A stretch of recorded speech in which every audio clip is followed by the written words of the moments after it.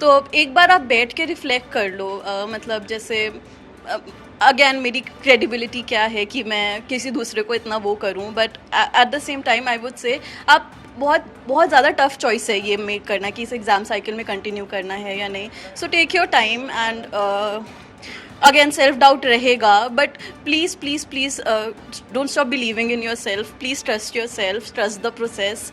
ये सबके साथ डाउट होता है, सबको सेल्फ डाउट होता है, एंड आई थिंक वो ओवरकम करना is something that transforms you.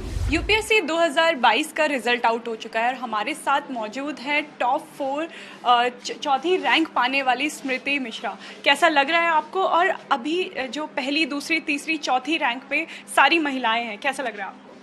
I am feeling actually very proud. बहुत बहुत ही खुशी की बात है ये, और ये बहुत गर्व की बात है कि हमारी महिलाएं आगे आ रही हैं और ये एग्ज़ाम में क्वालिफाई कर रही हैं. It is something very very proud. कैसा लगा आपको जब आपने रिजल्ट देखा और आपको पता चला कि आपने चौथी रैंक हासिल की है? पहले तो यकीन नहीं होता है, तो रोल नंबर मैच होता है, तो वो किया मैंने सबसे पहले. फिर मैंने क्रॉस वेरीफाई किया कि बिकॉज वो लिस्ट मैंने डायरेक्टली यूपीएससी से डाउनलोड नहीं की थी, तो वो 2-3 बार मैंने मैच किया बिकॉज यकीन नहीं होता है उस वक्त तुरंत तुरंत. उसके बाद फिर धीरे धीरे सिंक हुआ. फिर मैं बहुत ज़ोर से चिल्लाई थी, मेरी मम्मी को लगा क्या हो गया है. एंड उसके बाद it's been very overwhelming, very happy.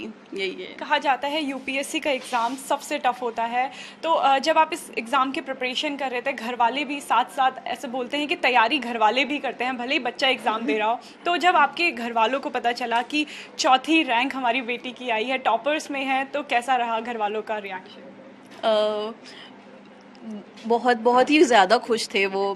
मेरी मम्मी बहुत खुश है, मेरा भाई बहुत ज़्यादा. उसने मेरे साथ मेरे एग्ज़ाम सेंटर के बाहर बैठा रहता था, तो वो बहुत ज़्यादा खुश है. और मेरे पापा बहुत रिलीव्ड हैं कि फाइनली ये साइकिल ख़त्म हुई. ये बहुत ज़्यादा एक वो फीलिंग आती है कि ये एग्ज़ाम साइकिल बहुत टफ है. ये 1-1.5 साल का साइकिल चलता है, तो अब हैप्पी भी हैं एंड रिलीव्ड ऑल्सो, दोनों फीलिंग है. कौन से अटेम्प्ट में आपने ये पूरा क्लियर किया है यूपीएससी? ये मेरा 3rd अटेम्प्ट था मैम. थर्ड अटेम्प्ट था, तो आपने लगातार जब आप 2 अटेम्प्ट दिए उसमें नहीं क्लियर कर पाए एग्ज़ाम, तो क्या वो फीलिंग थी और क्या आज की फीलिंग है? उन दोनों फीलिंग में अंतर क्या है? तो मैं सेकेंड अटेम्प्ट में, जैसे मैंने बताया कि मैं सीसैट में फ़ेल हो गई थी, और सीसैट में फ़ेल होना एस्पिरेंट कम्युनिटी में बहुत बुरा माना जाता है. तो बहुत ज़्यादा सेल्फ डाउट था और लग रहा था कि ये एग्ज़ाम के मतलब क्या मैं डिज़र्व भी करती हूँ, या फिर हो सकता है कि ये एग्ज़ाम का पैटर्न ऐसा है जो मैं क्लियर नहीं कर सकती. बट थोड़ा अपने ऊपर भरोसा करना, वो जो जर्नी है उस डाउट से, वो अपने ऊपर ट्रस्ट करना और ये वाला चीज़ें सीखना कि आप अपने एफर्ट्स पे डाल दो, ध्यान दो, रिजल्ट क्या आ रहा है वो बात की बात है. आप अपने ऑनेस्ट एफर्ट्स डालो एक बार और सिर्फ कंसिस्टेंट रखो. वो चीज़, वो डिफरेंस है. जैसा आपने बोला कि जब आप एग्ज़ाम की तैयारी कर रहे होते हो तो बहुत सारे ऐसा टाइम आता है आपको लगता है कि शायद नहीं हो पा रहा है, तो क्या आपके साथ भी वो टाइम आया था? बिल्कुल. आई थिंक ये हर किसी की जर्नी में एक बहुत ही लो पॉइंट आता है कि स्पेशली जब प्रीलिम्स ना निकले, तो अपने ऊपर बिल्कुल ही वो ख़त्म हो जाता है विश्वास कि ये नहीं होगा हमसे या ऐसा कुछ नहीं होगा. तो वो वाला डाउट हर मेरे साथ भी था, जैसे सबके साथ होता है. उसको ओवरकम करना वो चैलेंज था जो आई थिंक लास्ट ईयर हुआ. तो अभी बहुत से बच्चे हैं जिनका एग्ज़ाम निकल गया है, अब वो आईएएस बनेंगे, बट बहुत लोग हैं जो नहीं भी क्लियर कर पाए. उनके लिए क्या मैसेज देना चाहोगे कि कैसे वो तैयारी करें, कैसे वो अपनी हिम्मत बांधे रखें? ये साइकिल बहुत विशियस साइकिल होता है हमारा. जैसे अभी 28 को प्रीलिम्स है फिर से, तो उसकी भी तैयारी साथ साथ चलती रहती है बच्चों की.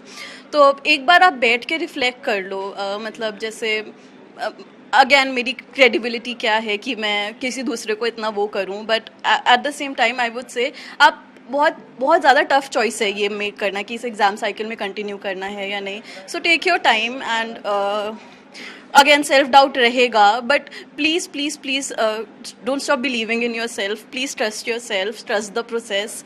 ये सबके साथ डाउट होता है, सबको सेल्फ डाउट होता है, एंड आई थिंक वो ओवरकम करना is something that transforms you. ये करना चाहिए सब.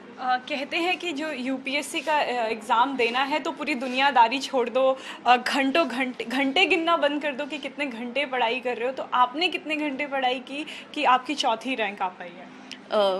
मैं अब फिर से वही बोलूँगी कि मैंने आज कभी काउंट नहीं किए, मैं बस ये था मेरे विज़न कि मुझे इस महीने में ये ख़त्म करना है, या तो उस हिसाब से मैं टारगेट बनाती थी।